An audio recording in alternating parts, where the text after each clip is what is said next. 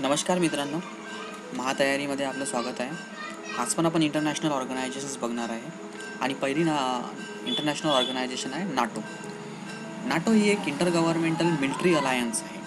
बघा, जेव्हा कुठली पण इंटरनॅशनल किंवा इंटर गव्हर्नमेंटल ऑर्गनायझेशन बनते, त्याचे कारण फार मोजके असतात. त्यातलं एक म्हणजे मिलिटरी अलायन्स, दुसरं म्हणजे इकॉनॉमिक कोऑपरेशन, ट्रेडिंगसाठी जे वापरलं जातं ते. तर याचं कारण होतं, नाटोचं बनायचं कारण होतं मिलिटरी अलायन्स. बघा, नाटोची खूप मोठी हिस्ट्री आहे. Korean war, cold war, September 11 war. पण ह्या सगळ्या गोष्टी आपण या लेक्चरमध्ये डिस्कस नाही करू. त्या आपण इंटरनॅशनल रिलेशन्स किंवा वर्ल्ड हिस्ट्रीमध्ये त्याचे वेगळे व्हिडिओज बनवू.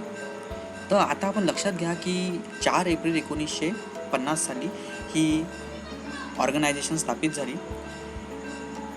तुम्ही बघा, बऱ्याचशा ठिकाणी तुम्ही वाचलं असेल ट्रिटी ऑफ ब्रुसेल्स. ब्रुसेल्स ही एक जागा आहे बेल्जियममध्ये. बेल्जियम हा एक युरोपियन कंट्री आहे. तिथे नेदरलँड, लक्झेंबर्ग, फ्रान्स, UK यांनी एक ट्रिटी साईन केली होती. तिला म्हणतात ट्रिटी ऑफ ब्रुसेल्स. आणि इथूनच या नाटोच्या इस्टॅब्लिशमेंटची सुरुवात झाली होती. तर बघा, नाटोमध्ये युरोपियन युनियन, USA आणि कॅनडा अशा सगळे डेव्हलप्ड एरियामधले कंट्री मेंबर आहेत. तर बघा, USA, हे कॅनडा आणि हे युरोप. ठीक आहे. तर तुम्ही बघा, इकडे कॅनडा, USA आणि आईसलँडपासून तर नॉर्वेपर्यंत हे सगळे मेंबर्स आहेत. युरोपियन मेंबर बघू आपण. बघा, कॅनडा आणि USA तर आपल्याला दिसतेच आहे. युरोपियनवर बघा, UK, पोर्चुगल, स्पेन, फ्रान्स, ठीक आहे, हे लक्झेंबर्ग, त्याच्यानंतर हे बेल्जियम आहे, हे नेदरलँड आहे, डेन्मार्क. ठीक आहे. तर हे सगळे कंट्रीज, हे जे तुम्हाला मॅपवर दिसते आहेत, हे सगळे कंट्रीज नाटोचे मेंबर्स आहेत. ॲक्च्युली नाटोची इस्टॅब्लिशमेंट याच्यासाठी झाली होती की रशियाचं, म्हणजे तेव्हा त्याला USSR असं म्हणायचे, USSRचं खूप जास्त इन्फ्लुएन्स हे युरोपमध्ये चाललं होतं. आणि त्याला टॅकल करायसाठी युरोपियन कंट्रीज आणि US यांनी मिळून रशियाच्या अगेन्स्टमध्ये, म्हणजे रशियापासून या राष्ट्रांचं सुरक्षा करण्यात आली पाहिजे म्हणून नाटो ही एक ऑर्गनायझेशन बनवली होती, फक्त रशियाला टॅकल करायसाठी. पण आज सगळ्या गोष्टी व्यवस्थित आहे, पीस ट्रीटी झाल्या आहेत. त्याच्यामुळे आज विशिष्ट असं काही या ऑर्गनायझेशनचं काम नाही आहे. पण तुम्ही कोल्ड वॉर नंतरचा किंवा त्या वेळेचा जर टाईम बघितला तर नाटो ही फार आवश्यक ऑर्गनायझेशन होती. नाटोचं एक प्रॉपर्टी हे पण आहे की यांचं कलेक्टिव्ह डिफेन्स असं आहे. जर तुम्ही कुठल्याही नाटोच्या एका कंट्रीवर बघा, ह्या नाटोचा हा जो मॅप आहे, हा दाखवला आहे तुम्हाला मेंबर कंट्रीजचा. तर तुम्ही कुठल्याही जर देशावर जर आक्रमण केलं तर ते असं समजलं जाईल की या सगळ्यांवर आक्रमण केलं. जर तुम्ही नॉर्वेवर आक्रमण केलं तर असं समजलं जाईल की पूर्ण नाटोवर आक्रमण करण्यात आलं. किंवा कुठल्याही मेंबर कंट्रीवर जर आक्रमण झालं तर त्याला समजलं जाईल की पूर्ण नाटोवरच आक्रमण झालं. असं यांची एक ट्रिटी साईन आहे, त्यालाच आपण म्हणतो नाटो. हे खरं खास त्याचं मिनिंग आहे. त्याच्यानंतर बघा, ह्या सगळ्या देशाचे फ्लॅग्स इथे दाखवलेले आहे मी. आणि याचं हेडक्वार्टर, या नाटोचं हेडक्वार्टर आहे ब्रुसेल्सला. ब्रुसेल्स आहे बेल्जियममध्ये. हे बघा, हा बेल्जियम आहे, हा इथे दाखवला आहे मी, हा बेल्जियम. आणि हे त्याची राजधानी ब्रुसेल्स. ठीक आहे. याची ऑफिशियल लँग्वेज इंग्लिश आणि फ्रेंच हे 2 आहे. ठीक आहे, लक्षात ठेवा. काल जेव्हा आपण ओपेक बघितलं होतं तेव्हा त्याची ऑफिशियल लँग्वेज इंग्लिशच होती. इथे इंग्लिश आणि फ्रेंच दोन्ही आहे. ठीक आहे. Secretary general Jens Stoltenberg. तर हे बघा, इथे त्याचं हेडक्वार्टर आहे आणि इथेच त्याचं सेक्रेटरिएट राहील. ठीक आहे.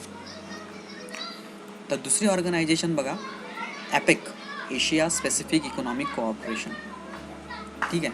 तर आता तुम्हाला बघा, एक कारण मी सांगितलं होतं की पहिली जी ऑर्गनायझेशन आपण बघितली होती नाटो, त्याच्यामध्ये कारण काय होतं? त्याच्यामध्ये कारण होतं मिलिटरी अलायन्स. आता यामध्ये तुम्ही बघा, इथे तुम्हाला दिसते आहे की इकॉनॉमिक कोऑपरेशन. ठीक आहे. आता हे ट्रेड प्रमोट करायसाठी. तर बघा, ॲपेकमध्ये 21 मेंबर्स आहे. आणि याला का बरं बनवण्यात आलं? याला बनवण्यात आलं free trade through out the Asia. ठीक आहे, हा याचा उद्देश होता. ॲपेक बघा, ॲपेकमध्ये जगाचं अर्ध हे ट्रेड अकाउंट होतं. ठीक आहे. हे पहा, APEC counts for about half the world trade almost. आता याची एस्टॅब्लिशमेंट का बरं करण्यात आली? याच्या नावातच तिथं दिलं आहे की इकॉनॉमिक कोऑपरेशनसाठी. तेव्हा ठीक आहे. तर इंडिया याचा मेंबर नाही आहे. इंडियाने अप्लाइड केलं होतं, पण बॉर्डर मी तुम्हाला मॅप दाखवेल, त्याच्यावरून सांगेल की इंडियाला का बरं नाही म्हटलं झालं होतं. आता इंडिया सध्या ऑब्झर्वर आहे अपेकचा, याचं हेडक्वार्टर आहे सिंगापूरमध्ये. हे बघा, हे आहे ॲपेक कंट्री, APEC, ठीक आहे. तर बघा, तुम्ही एक लक्षात घेतलं असेल की हे ॲपेकचं लॉंग फॉर्म काय आहे, तर एशिया स्पॅसिफिक. हा बघा, हा एशिया खंड, आणि हा जो समुद्र तुम्हाला दिसतो आहे हा काय आहे, हा नॉर्थ स्पॅसिफिक, साऊथ स्पॅसिफिक, हा स्पॅसिफिक ओशन आहे, ठीक आहे. तर तुम्ही बघितलं असेल की हे जे सगळे कंट्रीज, जे मेंबर कंट्रीज आहेत ते सगळे या पॅसिफिकच्या आजूबाजूला आहेत. तर आता तुम्हाला जर कोणी विचारलं की UK याचा मेंबर आहे का, तर तुम्हाला एशिया पॅसिफिक, तर या नावावरून तुम्हाला कळायला पाहिजे की पॅसिफिक ओशन तर तिथपर्यंत नाही आहे, UKला नाही आहे, त्याच्यामुळे UK हा मेंबर नाही आहे. बघा, एकही कंट्री, ठीक आहे. आता इथे बघा कारण काय दिलं आहे, India is not a member, India has applied but the membership was denied because it does not border Pacific ocean. आता इंडियाच्या बॉर्डरला पॅसिफिक ओशन कुठेच टच होत नाही, म्हणून त्याची जी मेंबरशिप आहे ते फेटाळून लावली, ठीक आहे. तिसरं आहे बघा बिमस्टेकचं लॉंग फॉर्म आहे बे of Bengal initiative for multi sectoral technical and economic cooperation.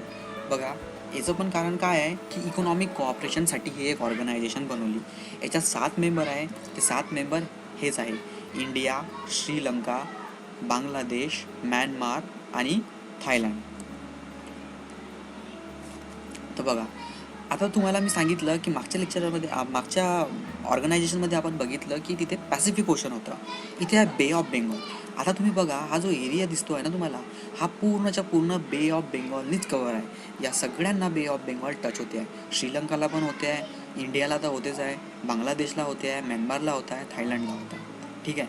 आता हे सगळे, आता जर तुम्हाला विचारलं बिमस्टेकचं चायना आहे का, तर तुम्हाला लक्षात आलं पाहिजे की बे ऑफ बेंगॉल तर इथपर्यंत जातच नाही. बे ऑफ बेंगॉलचा हा आहे पोर्शन, तर मग यामधलाच कोणीतरी मेंबर असला पाहिजे. पेपरमध्ये फक्त तुम्हाला ब्लिंक झालं पाहिजे. तर बघा की याचा मेंबर नेपाल आणि भूतान हे सुद्धा आहे, पण हे तर इथे टच होत नाही आहे ना, हा प्रश्न आहे. तर याचं कारण हे आहे की नेपाल आणि भूतान हे ज्यांचं समुद्रातून जे पण ट्रेड होते ना, ते या बे ऑफ बेंगॉलमधूनच होते, आणि ते आपल्या भारताचा कोलकाता हा पोर्ट वापरतात, नेपाल, ठीक आहे. तर याच्यामुळे ते पण याचे मेंबर्स आहेत. तर आतापर्यंत बिमस्टेकचे आपण काय काय त्यांनी केलं आहे आतापर्यंत ते बघू. यांनी परमनंट सेक्रेटरिएट आपलं ढाकामध्ये इस्टॅब्लिश केलं आहे. 2015ला टुरिझम इयर म्हणून घोषित केलं होतं, ठीक आहे. आणि फ्री ट्रेड ॲग्रीमेंट, याच्यात फ्री ट्रेड ॲग्रीमेंट 2014ला साईन करण्यात आला, ठीक आहे. आणि ट्रान्स बॉर्डर कनेक्टिव्हिटी तिथं आपल्याला दिसतेच आहे, सगळे बॉर्डर टचिंगच आहे, त्याच्यामुळे ट्रान्स बॉर्डर कनेक्टिव्हिटी असणं आवश्यक आहे. ती एक साईन झाली होती. आणि बऱ्याचशा ट्रीटीज झाल्या होत्या, treaty related to terrorism, organise crime, narcotics, legal assistance, ठीक आहे. तर पुढे बघू, पुढे आहे ब्रिक्स. तर ब्रिक्सचं लॉंग फॉर्म आहे Brazil, Russia, India, China, South Africa. बघा, हा ब्राझील आहे, हा साऊथ आफ्रिका आहे, इंडिया, चायना आणि रशिया याला कॉम्प्राइज करून एक टर्म निघालेली आहे ज्याला आपण म्हणतो ब्रिक्स, ठीक आहे. ओरिजिनली हा फक्त ब्रिकच होता, हा यस त्याच्यात नव्हता, म्हणजे साऊथ आफ्रिकेचा यस त्याच्यात नव्हता. तर साऊथ आफ्रिका हा 2010मध्ये मेंबर झालेला आहे, म्हणजे हा सगळ्यात लेटेस्ट मेंबर आहे, ठीक आहे. तर याच्या मागचं बनाचंही कारण तेच होतं की या सगळ्यांची जवळपास जी इकॉनॉमीज आहे ती इमर्जिंग इकॉनॉमीज आहे, म्हणजे हे सगळे डेव्हलपिंग नेशन्स आहे, ठीक आहे. तर यांनी विचार केला की आपण सगळे सोबत येऊन एक स्टॅबिलाइज इकॉनॉमी बनवायला पाहिजे, काहीतरी पॉलिसी आणायला पाहिजे जे आपल्या देशाला इंडस्ट्रियली डेव्हलप करेल, ठीक आहे.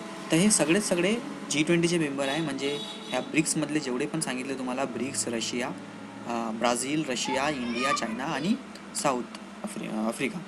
तर यांची पहिली मीटिंग 2009 रशिया साली झाली होती एकटरनबर्गला. आणि यांनी एक बँक पण एस्टॅब्लिश केली आहे ज्याला आपण म्हणतो न्यू डेव्हलपमेंट बँक, ठीक आहे. तर बघा, पहिली मीटिंग यांची झाली होती एकटरनबर्ग, रशियामध्ये आहे हे.